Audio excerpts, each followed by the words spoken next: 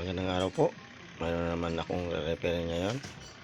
Isang Sharp Giga single tab washing machine 5.0 kilogram. Mga katropa, subukan kong isa-saksak. Ngayon po ito dinala dito sa akin para re-repairin. Sabi kasi to walang reverse. Subukan natin.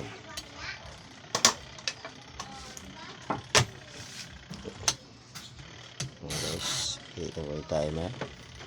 Subukan kong isasaksak.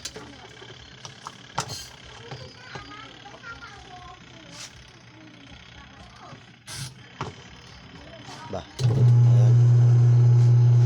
Guys, umiikot. Subukan natin kung magre-reverse ba.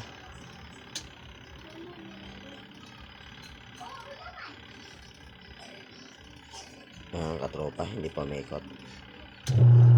Ayan, walang reverse na.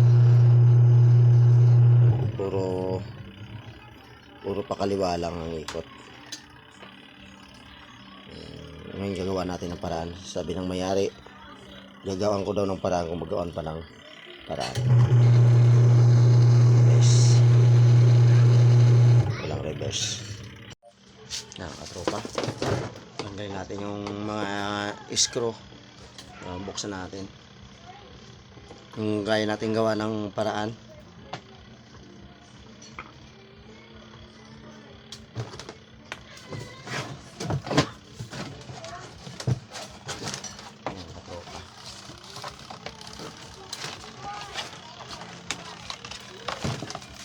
Sira niya yung katropa dito sa timer. Ngayon gagawit ako ng iron, yung panghinang. Ngayon bubutasan ko ito. Dito ang sira nito sa contact point. Nasunog ito, dumikit to sa stopper. Ang katropa, bubutasan ko lang. Ayan. Tatanggalin ko yung dumikit na contact point. Kung kaya natin gawa ng paraan. Hindi kaya gawa ng paraan, palitan natin ng bagong timer. So dito yung guys, dito ang sira niyan. Tatanggalin lang natin yon. O bumaloktot yon, yung contact point, itutuwid ko lang. Babalik natin sa dati. Na to, nasubrahan na to ng gamit, nagubirit lang ito.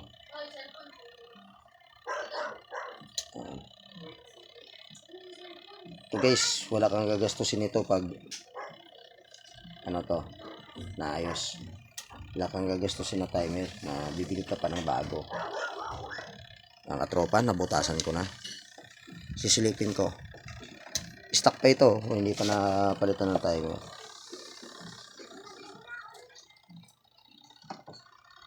So ko lang guys kung anong nangyari. Nagamit ako ng ilaw kasi medyo madilim may masilip yung sa loob.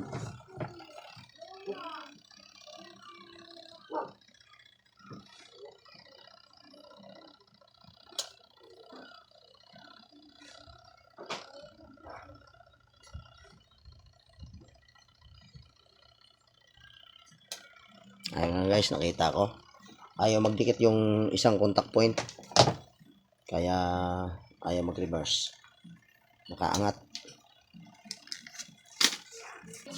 Guys, gagamit ako ng dalawang alambre, susungkitin lang natin. Nakita nyo, susungkitin ko lang yung bumaloktot na contact point.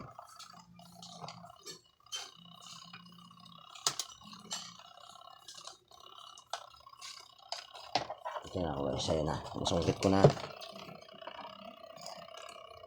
Dumikit kasi sila, dumikit.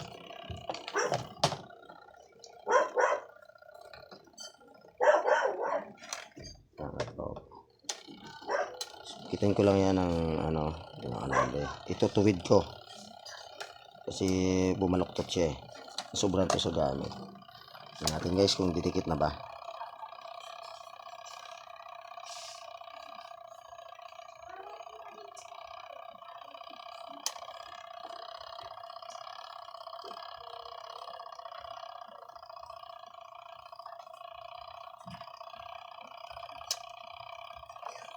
Guys, medyo malayo pa. Padumikit. Yung guys, kung nakita niyo, binutasan ko. Inayos ko yung contact point sa loob. Tinuwid ko, pero malayo pa rin. Ang gagawin ko, lalagyan ko nito. Lalagyan ko itong tube na to dun sa stopper niya sa loob, kasi ayaw talaga dumikit yung dalawang contact point. Ngayon, kakalangan ko ipasok ko dun sa ano siya, sa stopper niyang plastic, kasi nalusaw na rin, nalusaw yung kalahati, kaya medyo may pagitan, may distansya pa rin. Subukan natin itong gamitan ito.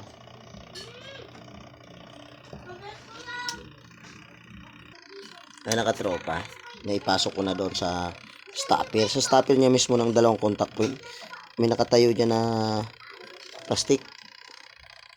Yun ang stopper. Ayan na guys.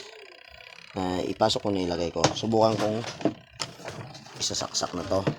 Babalik muna natin ito. Yung guys, wala tayong ginastos. Sting lang muna natin yan. Nakapihit na yung timer. Yan, nakapihit na yung timer. Sasaksak ko guys. Tingnan natin kung magre-reverse. Yan guys. Tingnan nyo kung nagre-reverse ba. Yan. Ayan guys, nag-reverse. Epektibo yung ginawa natin. Ayan. Ayan. Wala tayong ginastos sa timer. Kahit piso, wala tayong ginastos. Ayan, katropa. Yan, nagre-reverse. Oo nga pala, kung nagustuhan mo ng aking video at bago ka pa lang sa aking channel, paki-subscribe na lang po at Origlio Navarra YouTube channel. Salamat sa panonood ng aking video.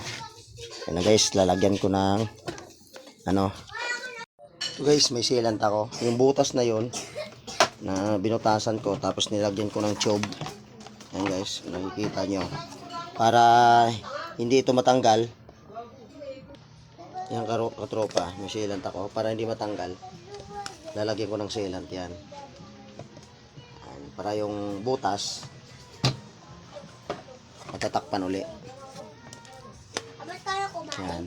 Ako din. Katropa.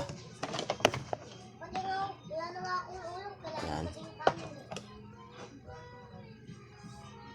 Ano? Yan, para yung butas mawala na. Guys, pag natuyo yan, ito bawasan ko na lang to. Guys, gupitin ko na lang yung sobra. Yan. Tapos yung butas nito, takpan din natin.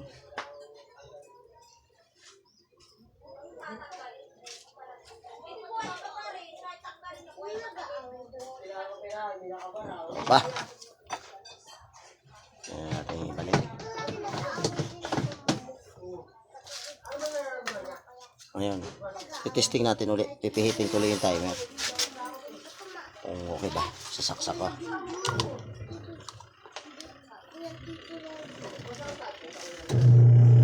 Guys.